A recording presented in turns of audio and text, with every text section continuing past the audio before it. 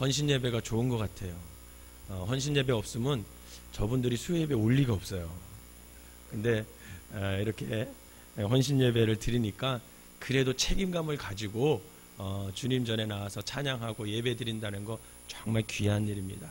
여러분 수요 예배를 소홀히 여기지 마시고 늘 예배의 자리를 지키는 귀한 성도들이 되시기를 주님의 이름으로 축원합니다.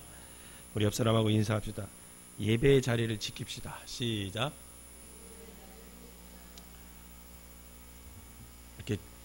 이렇게 마음을 담아서 한번 권면해 보세요. 예배를 잘 드리는 성도가 됩시다. 시작. 예배를 잘 드리는 성도들이 되시길 바랍니다. 오늘부터는 예배에 대해서 한 4시간 정도 또 한번 생각해 보려고 합니다.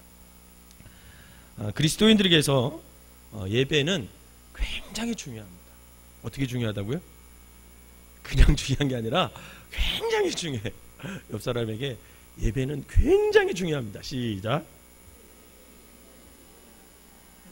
정말 말로 표현 못하도록 중요한 게 예배예요. 왜 예배? 왜냐하면 하나님은 우리를 통해 신령과 진정으로 예배를 받으시기를 즐거워하시는 분입니다. 그리고 성경에도 뭐라고 표현했냐면 지금도 예배를 드리는 자, 하나님께 신령과 진정으로 예배를 드리는 자를 하나님이 찾고 계신다 그랬어요. 그 주인공들이 여러분들이 되시기를 주님의 이름으로 축원합니다. 또한 성경을 가만히 읽어보면 예배를 소중히 여기고 잘 드리는 사람들은요 하나님께서 축복을 하셨어요. 반면 예배를 소홀히 여기고 업신여기는 자들은 결국은 하나님께서 어떻게 했냐면 외면하셨습니다. 이처럼 하나님을 믿는 우리에게 그래서 예배는 참으로 소중해요. 왜냐하면 그 예배를 우리가 어떻게 드리냐에 따라서 그 인생이 하나님께 축복을 받느냐 아니면 못 받느냐가 결정되기 때문에 그렇습니다. 바라기는 저와 여러분들이 예배를 소중히 여겨서 신령과 진정으로 하나님께 예배드림으로 말미암아 주님의 축복 속에 거하는 삶이 되시기를 주님의 이름으로 축원합니다. 우리 다시 한번 인사합시다. 예배를 잘 드려서 주님의 축복 속에 살아가시기를 바랍니다. 시작. 저는 여러분들이 예배 가운데 온전히 서서 주님의 축복 속에 거하시기를 주님의 이름으로 축원합니다. 여러분 사람의 마음은 굉장히 중요해요. 굉장히 마음이 중요해요. 왜냐하면 사람의 마음은요 그 사람의 곧 행동을 결정하기 때문에. 여러분 한번 생각해 보세요. 싫어하는 사람들에게 자기가 싫어하는 사람이 있다고 생각해 봅시다. 그 싫어하는 사람에게 여러분 진실된 행동을 할 수 있을까요? 내 마음속에 그 사람을 싫어하는데 그 사람 앞에서 우리가 진실되게 행동할 수 있을까요? 여러분 없어요. 처음으로는 그냥 예의상 같이 교회 다니니까 그러는 척하고 존중해주는 척하고 그렇게 대할 수는 있죠. 근데 그 사람이 싫잖아요. 그러면 함께 자리에 앉기도 싫어요. 그래서 피해요. 한번 가만히 생각해 보세요. 이제 자꾸만 사람이 나를 피하나? 여러분 내 마음에 그 사람이 싫어하잖아요. 그러면 그 사람에게 꾸준히 진실하게 대할 수는 없습니다. 그런데 반대로 한번 생각해 보세요. 여러분 사랑하는 사람에게 계속 불성실할 수 있을까요? 아니에요.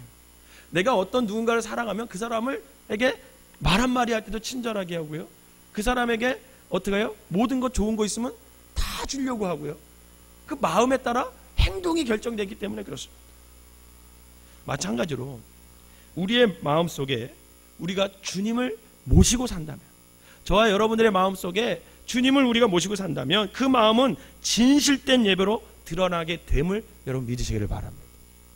하나님을 진실되게 사랑하는 사람, 하나님을 자기 마음속에 두고 있는 사람, 그 사람은 예배를 소중히 여기게 되어 있습니다.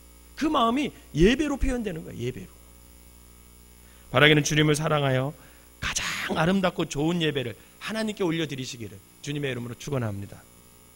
그런데 우리가 하나님께 신령과 진정으로 예배를 드리기 위해서는 분명히 알아야 할 것이 있어요. 먼저 여러분 그게 뭘까요? 그게 뭐냐면 예배의 바른 뜻과 의미를 잘 알아야 돼. 여러분 누군가가 여러분들에게 예배가 뭐야? 이렇게 물어보면 뭐라고 대답하시겠어요? 드리긴 드리는데 이거 말로 설명하려고 하니까 참 애매하죠. 예배의 바른 뜻과 의미를 우리가 잘 알아야 예배를 무겁게 여기고 그 예배를 우리가 하나님께 온전히 올려드릴 수 있다는 거죠. 그렇기 때문에 우리가 예배의 바른 뜻과 의미를 알지 못하고는 참된 예배, 신령과 진정으로 드리는 예배, 그런 예배를 드릴 수가 없는 거예요. 그래서 먼저 중요한 것이 이 예배의 바른 의미와 뜻을 알아야 된다는 거죠. 예배를 뜻하는 히브리어는 두 가지 단어가 있습니다. 하나는 아바드라는 단어가 있고 하나는 샤하라는 단어가 있어요. 그런데 이것을 우리나라 말로 잘 풀이해 보면 두 가지 뜻이 있어요. 하나는 무슨 뜻이냐면 섬기다 이런 뜻이에요. 또 하나는 부복하다. 히브리어로 예배가 무슨 뜻이 있다고요? 우리나라 말로 하면 섬기다, 부복하다. 그냥 엎드려 그냥 쫙 낮추는 거예요. 그런 뜻이 있어요. 그건 이제 히브리어예요. 그러면 신약에 와서 이 예배, 신약 성경은 다 헬라어로 쓰여져 있거든요. 이 헬라어로 예배는 또 두 가지 단어가 있어요. 한 단어는 프루스키네오라는 단어가 있고 또 하나는 라튜리오라는 단어가 있는데 이것을 우리나라 말로 샥 바꿔놓으면 또 해석해 놓으면 또 두 가지 뜻이 있습니다. 그게 뭐냐면 경배하다 이런 뜻이 있고 또 하나는 받들어 섬기다 이런 뜻이 있어요. 무슨 뜻이 있다고요? 경배하다, 받들어 섬기다. 그런데 이 히브리어나 이 헬라어나 두 단어의 공통점이 있어요. 그게 뭐냐면 종이 주인을 섬길 때 사용하는 단어라는 거예요. 당시의 종들은 노예를 의미해요. 노예. 그래서 종들은 무릎을 꿇어서 주인의 발에 입맞춤으로써 자신이 주인을 경배합니다. 아니면 아예 땅바닥에 엎드려서 주님을 경배해요. 그래서 주인이 오잖아요. 그럼 눈도 못 마주쳐요. 이렇게 그 노예들, 종들은 주인에게 경배드리는 순간 그들 자신은 다 없어져 버리는 거예요. 그래서 그들의 몸도 인격도 보이지 않아요. 그 순간 존재 자체가 없어지는 거예요. 그리고 오직 그 주인만 보이게 됩니다. 그렇게 종이 주인을 경배하는 순간 주인의 모습과 주인의 인격만 드러나게 되는다라는 거죠. 그렇기 때문에 이렇게 어디서든지 주인만 드러내고 무엇을 하든 주인의 인격으로 생각하고 행동하겠다는 마음의 표시가 주인에게 무릎을 꿇고 그 발에 입 맞추는 경배로 표현되나라는 것이죠. 마찬가지로 예배 역시 마찬가지로 경배하는 사람은 없어지고 오직 그 순간 하나님만 온전히 드러나게 하는 행위, 그것이 곧 우리가 드리는 예배라는 거예요. 그러니까 예배는 사실 가벼운 게 아니에요.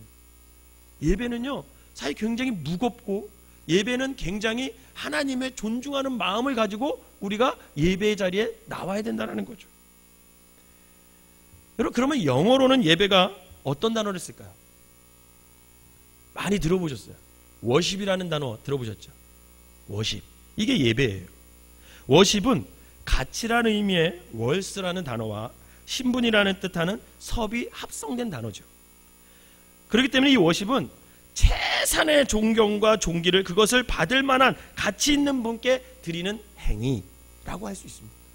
한마디로 예배는 하나님께서 내가 최선의 가치를 올려드리는 게 예배라는 거예요.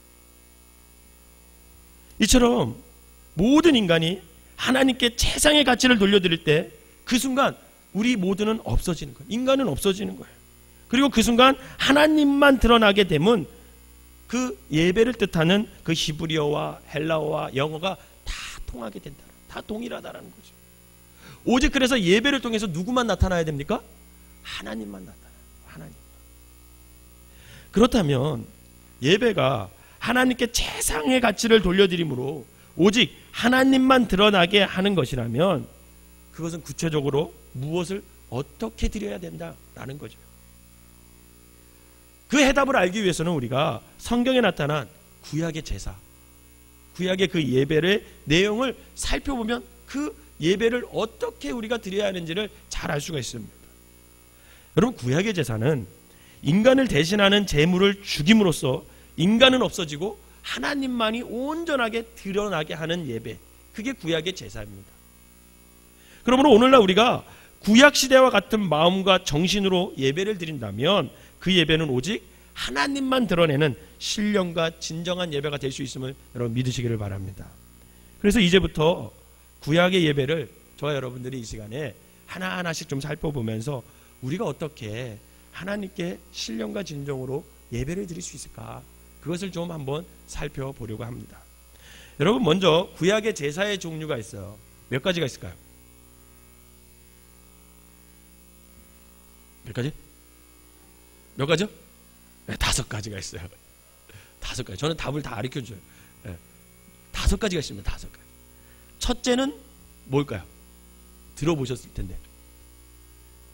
이렇게 생소한 얼굴 표정으로 저를 쳐다보시고. 번제 들어보셨어요? 첫째는 번제예요. 두 번째로는 또 뭐가 있을까요? 소제.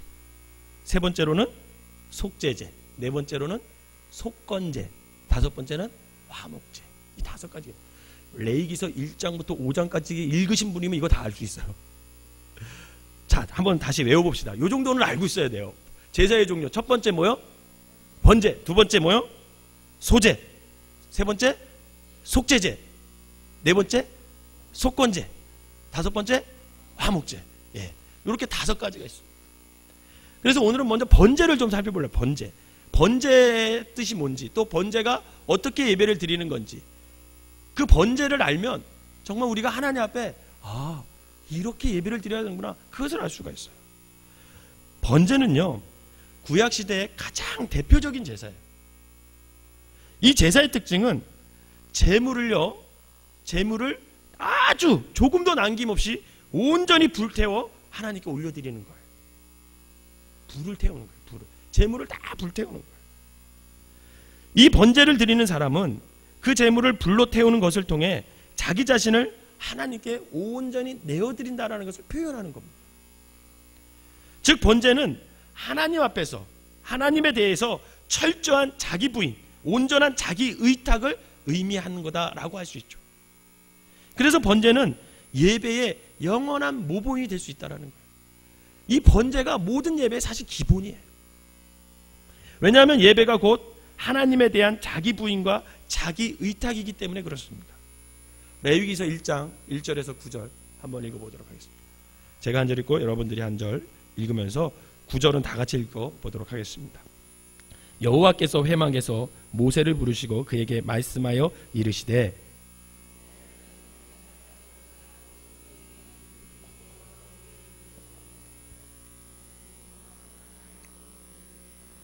그 예물이 소의 번제이면 흠없는 스콧으로 회막문에서 여호와 앞에 기쁘게 받으시도록 드릴지니라.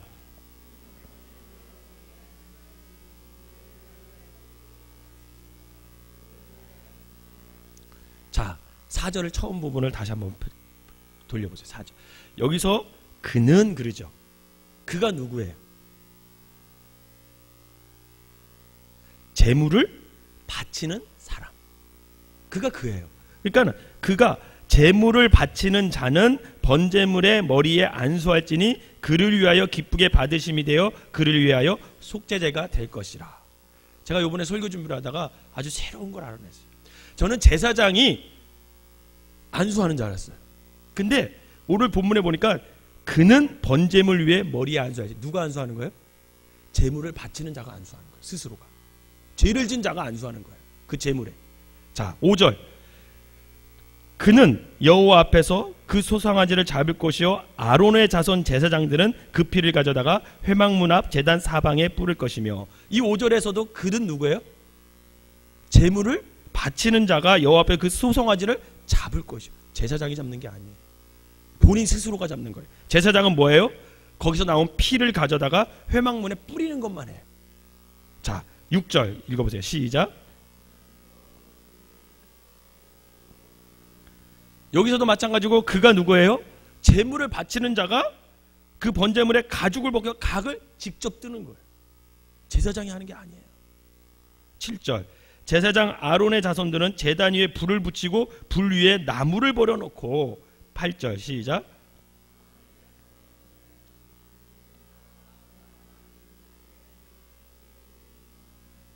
같이 읽겠습니다. 그 내장과 정강이를 물로 씻을 것이요 제사장은 그 전부를 제단 위에서 불살라 번제를 드릴지니 이는 화제라 여호와께 향기로운 냄새니라. 제가 이 구절로 원문 히브리어 성경을 찾아봤더니 구절에 보니까 처음에 그 내장과 정강이를 물로 씻을 것이요, 이 주체가 누구냐면 바로 제물을 바치는 자가 그 내장과 정강이를 물에 씻을 것이고, 그 다음에 제사장은 그 전부를 제단 위에 불살라 번제를 드리지, 이렇게 되는 거죠. 여러분, 오늘 본문 자세히 읽어보면 번제를 어떻게 드려야 하는지 자세히 기록해놨습니다, 하나님께서. 그래서 첫 번째, 번제를 드리는 사람은 반드시, 여러분, 하나의 법칙이 있는데 흠 없는 제물을 바쳐야 된다는 거예요. 어떤 제물을 바쳐야 된다? 흠 없는 제물을 바쳐야 된다. 3절을 다시 한번 읽겠습니다. 3절 시작. 그 예물이 소의 번제이면 흠없는 숫것으로 회막문에서 여호와 앞에 기쁘게 받으시도록 드릴지니라. 아멘. 그러면 흠없는 제물을 바치기 위해서 먼저 여러분 무엇을 해야 될까요? 당연히 내가 바칠 그 예물, 그게 송아지나 양이든지 그 예물을 바치기 위해서는 제사 드리기 전에 바치려는 그 제물이 흠이 있는지 없는지 살펴봐야 돼요, 안 살펴봐야 돼요? 살펴야죠, 여러분. 살펴야 됩니다. 반드시 살펴야 돼요. 왜냐하면 조금만 흠이 있어도 돼요, 안 돼요? 안 돼요. 그건 제물의 가치가 안 돼요. 안 되기 때문에 아주 세밀하고 정성스럽게 그 제물을 흠이 있는지 없는지 확인을 해야 된다. 그 작업이 먼저 필요하다라는 거예요. 이것은 바른 제사를 드리기 위해서는 반드시 준비 단계가 선행되어야 된다는 의미입니다. 이처럼 하나님께 드리는 예배는 준비된 마음으로 드려야 돼요. 준비된 마음이 없이 드리는 예배는 흠없는 예배가 될 수가 없다라는 게, 여기에서 예외인 사람은 아무도 없습니다. 목사도, 장로도, 권사도, 집사도, 그리고 모든 사람, 심지어 어린아이들도 준비된 마음으로 예배를 드려야 된다는 거예요. 사랑하는 성도 여러분, 주일 예배를 오기 전에 여러분 어떤 준비를 하고 오세요? 여러분들이 주일 오기 전에 아침에 그 몇 시간을 한번 생각해 보세요. 어떤 마음을 가짐으로 주일 예배를 오십니까? 어떤 준비를 하면서 주일 예배를 오세요? 아니, 주일 예배를 언제부터 준비하세요, 여러분? 주일 예배를 언제부터 준비하십니까? 목사인 저에게 예배 준비는 뭘까요? 이 수요 예배를 제가 준비한다면, 예를 들어서 이 수요 예배를 준비한다면, 목사인 저에게 수요 예배를 준비한다라는 것은 어떤 것을 말할까? 먼저 뭘 준비를 할까요? 설교를 준비해야죠. 설교를 준비해야 되죠. 설교를 잘 준비하고 그 준비된 설교를 먼저 제가 잘 소화해서 여기 앉아 계신 여러분들에게, 우리 성도들에게 잘 전달하는 것이, 그것이 예배를 준비하는 이 목사의 준비의 자세입니다. 그래서 저는 그러기 위해서는 늘 설교를 미리 준비해야 돼요. 미리 준비해서 읽고 외우고 묵상하면서 그렇게 시간을 보내면서 이 시간을 준비해야 된다는 거죠. 그래서 저는 다음 주 설교 준비를, 오늘 설교가 끝나잖아요. 내일이나 모레 다 준비해 놓습니다. 목요일이나 금요일에 다음 주 수요 예배를, 설교를 제가 다 준비를 해놔요. 제가 이부영 목사님한테 그거 하나는 잘 배운 것 같아요. 오늘 설교가 끝나면 목요일이나 내일이나 모레, 금요일 안까지는 다음 주 수요 설교를 거의 다 준비해 놓습니다. 그리고 한 주간 매일 설교를 한 번씩 읽어봐요. 그리고 그 말씀을 내가 먼저 소화를 하는 거죠. 그래서 설교를 하러 올라갈 때쯤이면 제가 한번 이렇게 계산해 보니까 한 10번 정도를 설교를 읽는 것 같아요. 그리고 제가 원고를 보면 다 빨간 이렇게 끊어 읽을 때를 다 체크를 해놨어요. 체크를. 그리고 중요한 건 형광펜으로 다 쳐 있습니다. 그래야 저도 불안하지 않고 준비된 설교를 여러분들에게 잘 전할 수 있기 때문에 그렇습니다. 비록 제가 이 정도밖에 설교를 못하지만 그 준비는 제가 하나님 앞에서 부끄러움 없이 잘 준비를 하고 있습니다. 어떤 목사님은, 제가 아는 훌륭한 목사님은, 그분은 금요일 오후 교회의 일과를 다 끝내고 귀가하면 그때부터 주일 아침 교회로 출발할 때까지 집 밖을 나가지 않으신대요. 그분은. 이게 꼭 좋은 방법이라고, 그게 최고의 방법이라고 얘기하는 건 아니에요. 그런 목사님도 있다는 걸 소개해 드리는 거죠. 그리고 그 집안에서 밥 먹는 시간과 잠자는 시간을 제외하고는 서재에서 나오지 않으신대요. 왜냐하면 그 시간을 오직 묵상, 설교 준비, 그리고 기도로 그렇게 채워간다고 합니다. 그 이유는 그 정도로 당신 스스로가 준비하지 않으면 주일 예배 시간에 그 마음이 집중되지를 못한다라는 거죠. 그래서 그분은 토요일에는요, 어떤 주례도 하지 않는데요. 당신네 교회 교인들도 그걸 알기 때문에 토요일날 결혼을 안 한대요. 주로 월요일 저녁에 결혼을 많이 한대요. 토요일날은 그래서 주일에 부탁하면 주례도 안 서신대요. 왜? 하나님의 예배를 준비하는 그것에 집중하기 위해서. 그러면 여러분들은 주일날 하나님께 신령과 진정으로 예배를 드리기 위해서 어떻게 준비를 하고 계십니까? 여러분은 토요일 밤을 어떻게 보내세요? 적어도 주일 준비는 여러분 토요일 밤부터 시작되는 거예요. 왜냐하면 토요일 밤이 너무 좋아 라고 생각하여서 세상 문화 속에서 달리면 주일 예배 아침 예배 드리는 시간에 그 잔상들이 머릿속에 남아있기 때문에 찬양을 부를 때도, 기도를 할 때도, 말씀을 들을 때도 여러분 그 예배에 집중하지 못합니다. 예배에 집중하지 못하고 계속 전날에 달렸던 그 세상적인 잔상에서 헤어나지 못하게 되는 거예요. 그래서 토요일에는 주일 예배를 잘 드리기 위해서는 적어도 저녁 시간은 가족들과 함께, 가족에서 함께 보내는 것이 좋고, 저녁 7시 이후부터는 사실은 TV 시청도 금하는 것이 좋습니다. 여러분 한번 생각해 보세요. 토요일 밤에 그 이튿날 드릴 흠없는 예배를 위해서 내가 기도로 준비하는 사람의 예배와 밤 12시가 넘어서까지 그 세상 문화 속에서 달린 사람과 또 12시가 넘어까지 TV를 시청하는 사람의 예배가 여러분 어떻게 동일할 수가 있겠습니까? 제가 언젠가 토요일날 제가 축구를 너무 좋아하잖아요. 제가 운동을 너무 좋아하니까 토요일날 어느 날 저녁에 우리나라 A매치 경기가 있었어요.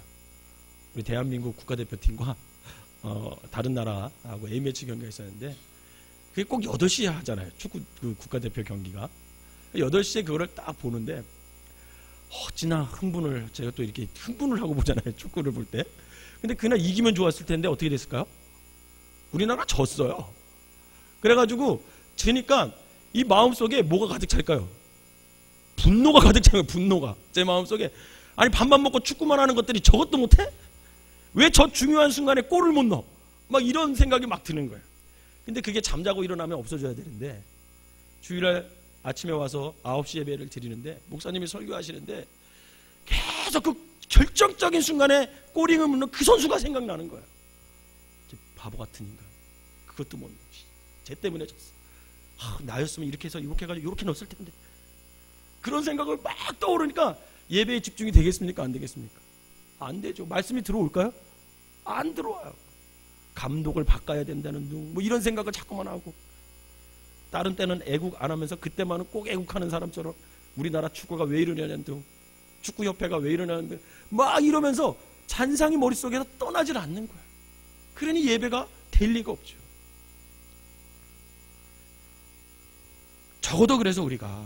적어도 우리의 예배는 토요일부터 예배가 준비를 해야 된다는 거예요. 제가 이렇게 말하면 어떤 사람은 이렇게 말할 거예요.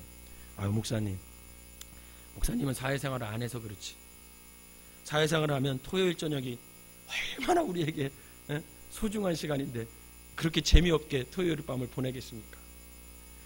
주중에 일하느냐고 드라마 본방수 사수 못했는데 그 시간에 제가 즐겨보는 밀린 드라마도 한꺼번에 좀 봐야 되고 일 때문에 하지 못한 여가 시간도 보내야 하고 할 일이 얼마나 많은데 토요일 24시간 저희에겐 너무나 짧은 시간입니다.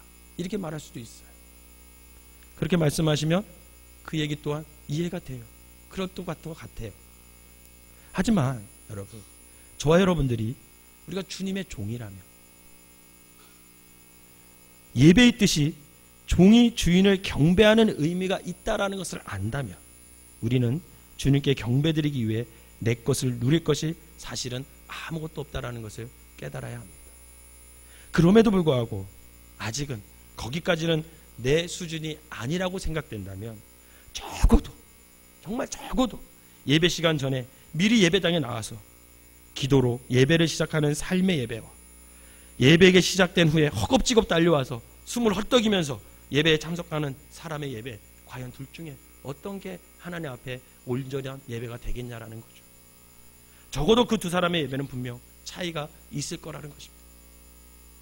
사랑하는 성도 여러분, 제가 말씀드리고 싶은 것은, 여러분, 예배는 준비된 마음으로 드려야 하나님께서 흠양하신다는 것을 믿으시기를 바랍니다.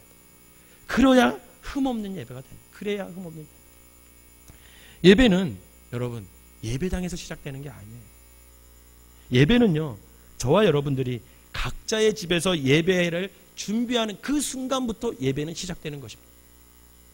바랑이는 토요일이 세상적 문화를 즐기고 우리의 즐거움을 찾는 시간이 아니라 주일 예배를 준비하는 거룩한 시간으로 만들어 가시기를 주님의 이름으로 축원합니다. 두 번째 번제는 하나님께서 기쁘게 받으시도록 드려야 된다는 거. 누가 기쁘게 받도록 드려야 된다고요? 하나님께서. 3절을 다시 한번 읽어보도록 하겠습니다. 시작. 그 예물이 소의 번제이면 흠없는 수컷으로 회막문에서 여호와 앞에 기쁘게 받으시도록 드릴지니라. 아멘. 여러분, 예배의 주체가 누굴까요? 나일까요? 하나님일까요? 하나님이심을 믿으시길 바랍니다. 인간이 아니에요. 예배는 인간 보기 좋게 우리가 유익하도록 드리는 게 아니라 인간의 기쁨을 위하여 행해지는 종교의식이 아니에요. 예배는 언제나 누구 좋게? 하나님 보시기 좋게. 그리고 하나님께서 기뻐하시도록 예배를 드려야 된다는 거예요. 그래서 하나님의 기쁨이 예배 드리는 나의 기쁨으로 채워지는 순간, 그게 예배예요. 그렇다면 예배가 하나님께서 기쁘게 받으시도록 드려야 함을 아는 사람이라면 어떤 경우에도 예배 시간에 지각을 하면 안 된다. 여러분, 우리가 왜 사람들과의 약속을 지킬까요? 약속을 했죠. 몇 시에 만나자. 그럼 약속을 했어요. 그럼 왜 지켜요?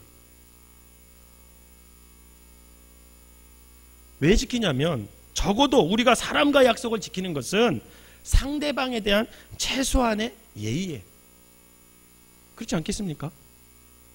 그런데 인간이 어떻게 하나님에 대한 예의는 무시하고 좋다고 생각할 수가 있냐라는 거죠. 그분을 기쁘게 해드리는 예배는 여러분, 하나님을 기다리지 않게 하는 것부터 시작됨을 여러분 믿으시기를 바랍니다. 여러분, 약속했는데 늦잖아요. 그럼 기분 나빠요? 안 나빠요? 기분 나빠요. 제가 우리 안사람하고 연애 결혼했거든요. 여러 개나 했는데 처음 딱 만나는 날만 약속 시간을 정확히 지키더라고요. 그리고 그 이후부터는 약속 시간을 어떻게 해요? 한 번도 결혼할 때까지 안 지키더라고요. 근데 다행인 것은 내가 어떻게 했을까요? 사랑하니까 참아주고 기다려준 거예요. 근데 그걸 이용하면 돼요, 안 돼요? 안 돼요, 안 돼. 여러분, 분명히 하나님도 우리를 사랑해요, 안 해요? 해요. 그래서 탕자의 아버지가 그냥 오기만을 기다리는 것처럼 늘 주일날 기다리실 거예요. 근데 여러분, 그 기다리는 하나님을 이용하면 돼요, 안 돼요? 여러분, 안 돼요. 적어도 예배에 늦으면 무슨 마음은 가져야 돼요? 죄송한 마음은 있어야죠. 근데 늦게 오면서 죄송한 마음 여러분 가지세요, 안 가지세요? 가질 겨를도 없어. 후레바닥 들어오느냐고. 그죠? 그렇지 않아요? 가질 겨를도 없어요. 그냥 헐레바닥 이렇게. 제가 가끔 놀라는 건 뭐냐면 우리 교회 스파이가 있는 거 아세요? 특공대가 있어요. 특공대. 제가 주일날 저기 서가지고 출석 체크하냐고 누구 오냐고 탁탁탁 체크하잖아요.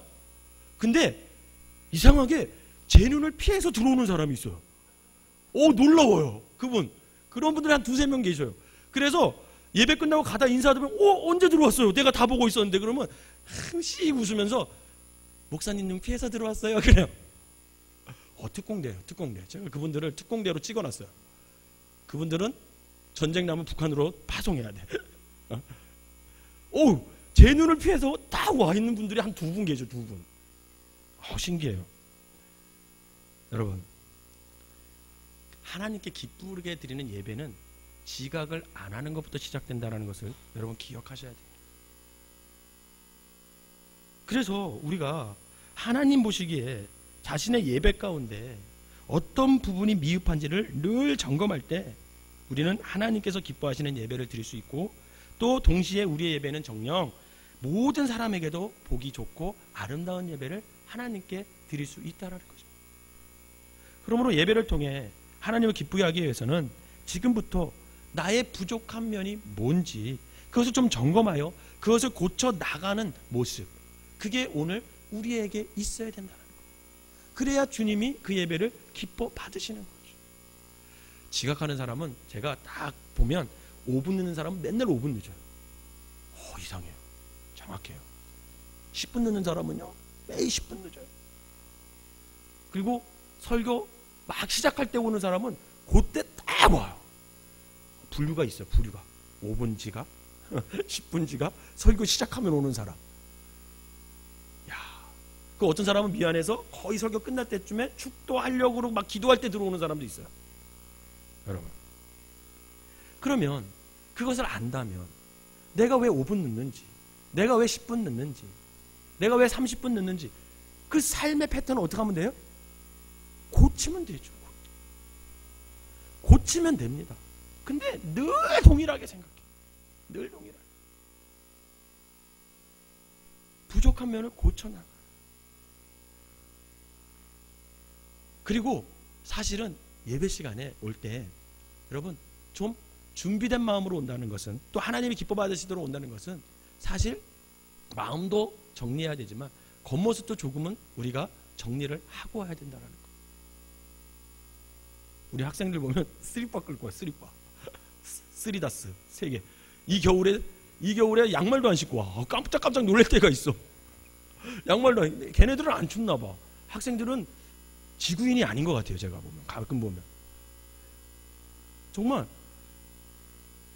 춥거든요.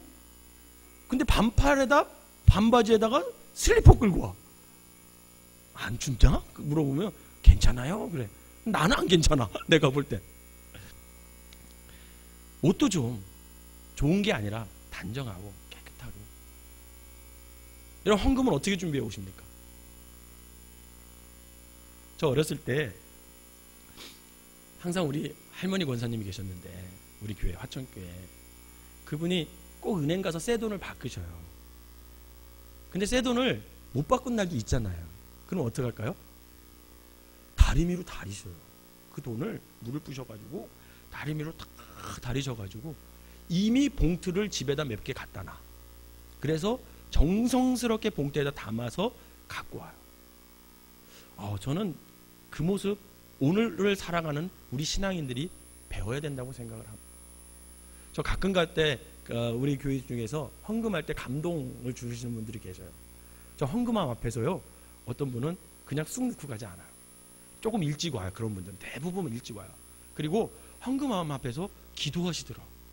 기도하고 헌금을 딱 넣더라고요. 그럴 것 같지 않은 사람이 그러니까 굉장히 제가 감동이 되는 거예요. 너무 감동되더라고요. 제가. 하나님께서 얼마나 기뻐 받으실까. 그럼 가만히 보면 우리가 하나님을 기쁘게 하기 위해서 고쳐야 할 부분이 여러 가지가 있습니다.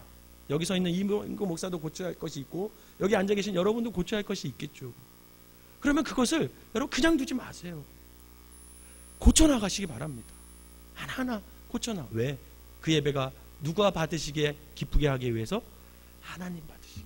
하나님 받으시기 기쁘게 하기. 여러분 지금부터 만들어 가야 돼요. 그 모습을 누가 보고 계십니까? 우리의 자녀들이 보고 있습니다. 바라기는 우리의 부족함을 찾아 고쳐나감으로 하나님께 기뻐 받으시는 예배를 드리는 믿음의 사람들이 되시기를 주님의 이름으로 축원합니다. 번제 세 번째, 네 번째는 다음 시간에 하도록 하겠습니다. 기도하겠습니다. 사랑과 은혜가 충만하신 하나님, 참 매일 드리는 예배라고, 매주 드리는 예배라고, 정말 우리가 그 예배를 얼마나 준비하고 또 얼마나 소중히 여겼는지 다시 한번 생각하게 하여 주시니 감사를 드립니다. 하나님, 우리가 종된 모습으로서 정말 하나님을 주인으로 섬기고 예배하고 오로지 주님만을 높여야 하는데, 그동안 예배를 너무 형식적으로 타성에 젖어서 준비도 없이 그냥 형식적으로 드린 우리의 죄를 하나님 용서하여 주시옵소서.